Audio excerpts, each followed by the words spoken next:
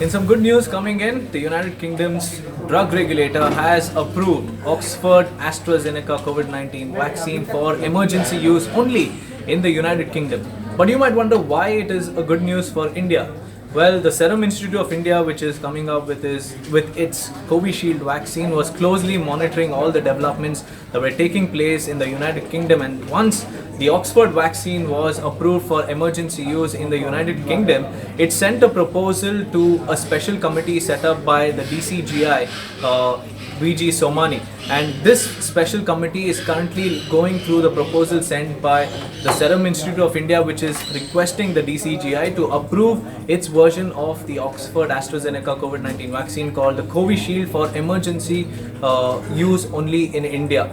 Well, Adar Poonawalla had also previously said that his company would easily churn out 50 to 60 million vaccines every month, and the development of vaccines or the production of vaccines would also be scaled up to 100 million every single month. And he had also said that he would probably look at immunizing India before exporting the vaccine to other countries.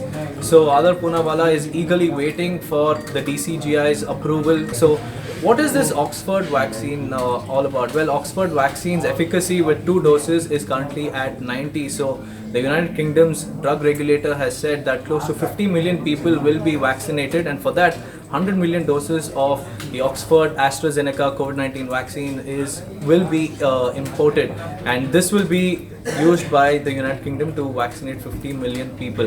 Now, it was just earlier this month that the United Kingdom approved Pfizer vaccine for its mass vaccination drive, and close to 6 lakh people in the United Kingdom have already been vaccinated.